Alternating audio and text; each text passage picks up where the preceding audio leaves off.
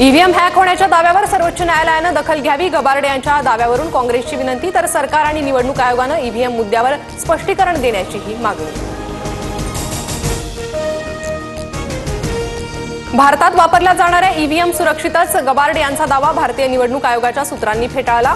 Internet किंवा इन्फ्रारेडशी जोडता येत नसल्याने ईव्हीएम सुरक्षित, आयोगाचं स्पष्टीकरण। यंदा देशभरात सरासरीच्या 103% पाऊस पडण्याची शक्यता, खासगी हवामान संस्था स्कायमेटचा अंदाज जाहीर। महाराष्ट्र, मध्य प्रदेश आणि दक्षिण भारतात समाधानकारक पाऊस।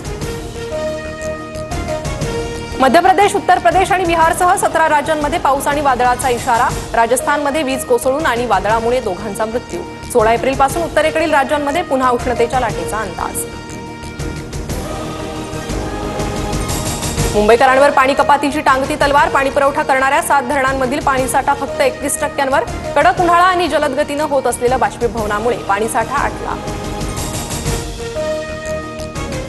मध्य रेल्वेवर 16 एप्रिलपासून एसी लोकलच्या 14 नवीन फेऱ्या सुरू होणार। एसी लोकल फेऱ्यांची संख्या आता 80वर पोहोचणार। नव्या सेवेसाठी साध्या लोकल फेऱ्या रद्द करणार।